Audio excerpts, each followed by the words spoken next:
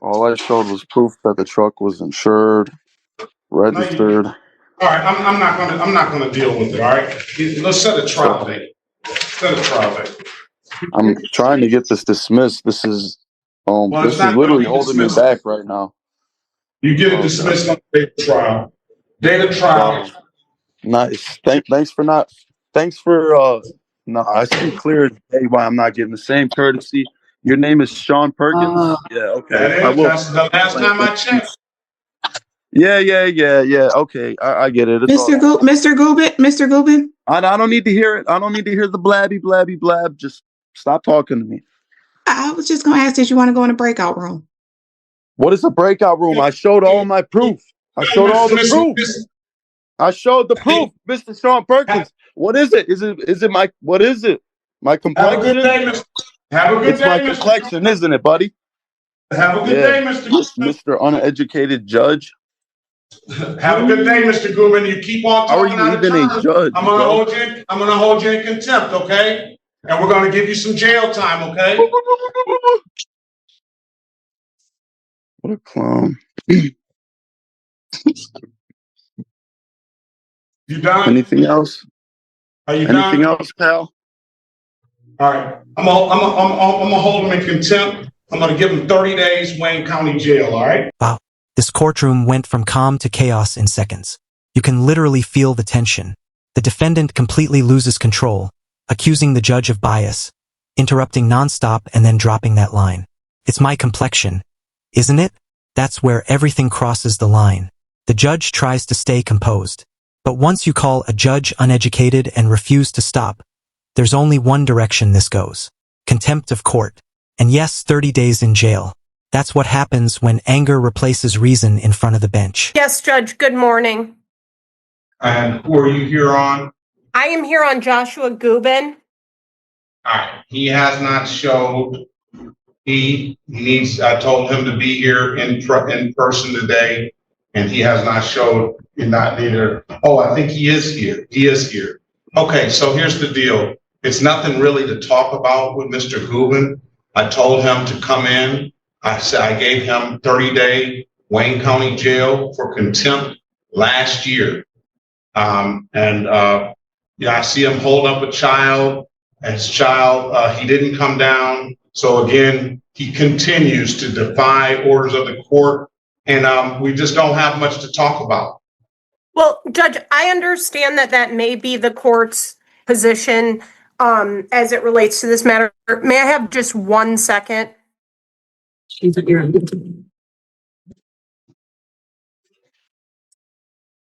I apologize, Judge. I needed to plug my computer in. So I understand that may be the court's position. I just got retained on this matter this morning. I was not present at the hearing where you apparently held him in contempt. He obviously has an opportunity to prepare and present a defense to the allegation. I'm not sure if the court made a finding as to whether or not this was civil or criminal contempt, and further, whether the court actually determined whether it was direct or indirect contempt. Obviously, the court's ability to sanction an individual, especially with a deferred sanction. Now things take a surprising turn. We're not even done processing the meltdown when another defendant's case begins. But the same judge, calm, methodical, is still presiding. This shows how routine courtroom chaos can be. Judges move from one heated case straight into another as if nothing happened. Imagine the emotional discipline that takes. Contempt was the contempt was right on the record on the record, and I do have you can get the record for that. It was I did hold him in criminal contempt. That's why I told him 30 days Wayne County Jail. And from my understanding of the court rules, he had his opportunity to contest that. That ship has long sailed, from my understanding of the court rules, because this was done over a year ago. And the only reason that Mr. Gubin has come back before me is because he got some other cases. He let the tickets go on the warrant status. He only is before me because he got the other cases. So I still need his presence here. I'm going to readjust his bond now. Well, Your He Honor. hasn't So he continued, I'll let you speak, Counselor, and I'll let you do what you need to do as far as your job, but I'm going to do my job. And Mr. Gubin continues to defy the court's orders, and we'll talk about bond right now. City of Detroit versus Joshua Gubin. Case numbers SP 14114481, count 1 and count 2. SP 1669671. Appearance for the record, please. Yes, good morning, Camilla Barkovic, appearing on behalf of the defendant who is present. Your Honor, Rami Hijazi, P82830, on behalf of defendant as well, Your Honor. Okay, so you can make the record now as far as what you want to do, either counsels if you want to, as far as Mr. Gubin is concerned. Today, we'll call the date and time. There's 2 warrants out for Mr. Gubin's arrest. Let me see what the action was the last time. Mr. Hijazi was here last week when he appeared on Mr. Gubin's behalf after Mr. Gubin showed up, and I realized that he was the gentleman that was just very, very contemptuous on that day that he was here last year. The allegations were made on December the 7th, 2022. Mr. Gubin was arraigned on those matters. The judge makes something very clear. Contempt isn't just a word. It's a legal mechanism. When someone disrespects the authority of the court, it's not personal. It's about protecting the system's integrity. The judge saying that ship has long sailed perfectly sums it up. Once a contempt ruling is entered, it's nearly impossible to undo unless appealed immediately. Go ahead and make record and speak to bond. Thank you, Judge. I've already articulated some of this to the court off the record, but I was just retained to represent Mr. Gubin in this matter this morning.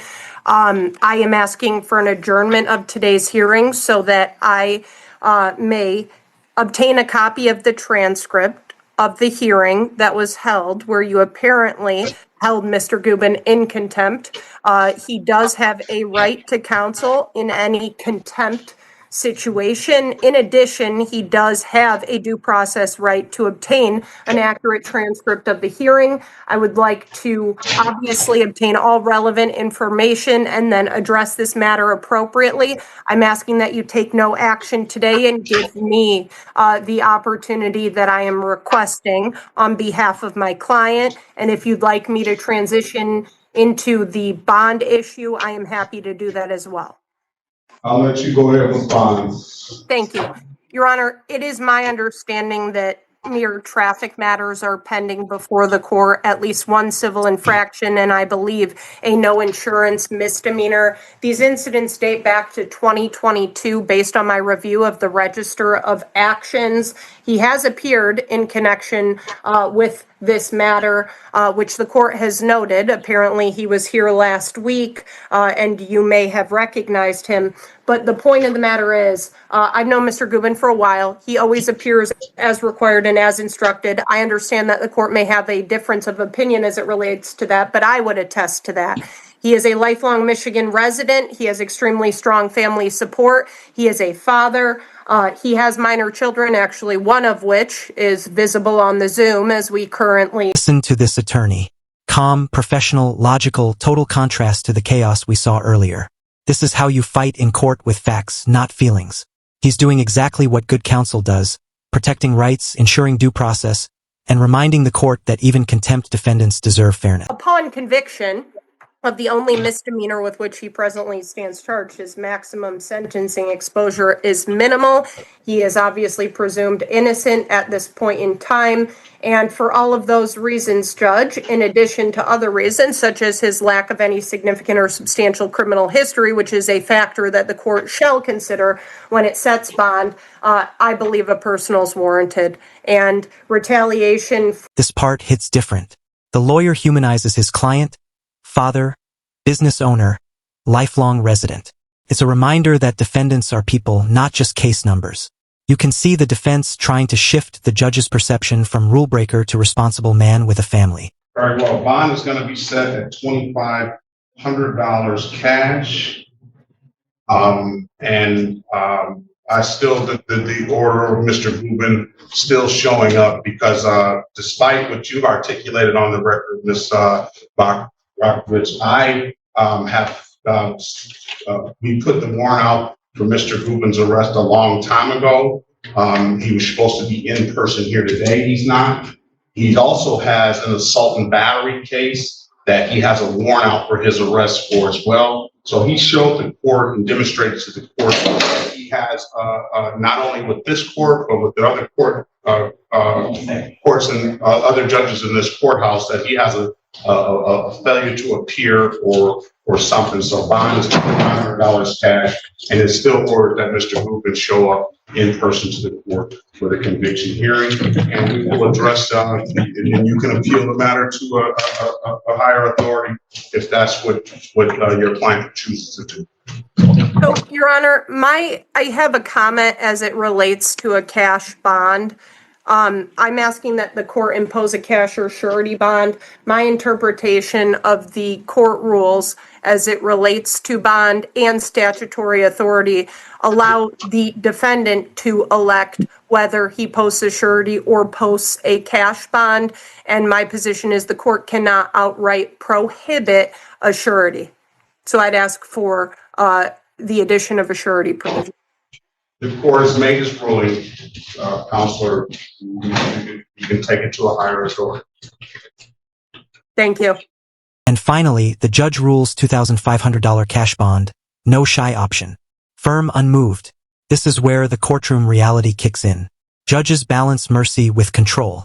After repeated defiance and missed appearances, leniency runs out. At the end of the day, this isn't about power. It's about maintaining respect for the law. One defendant's meltdown got him jailed on the spot.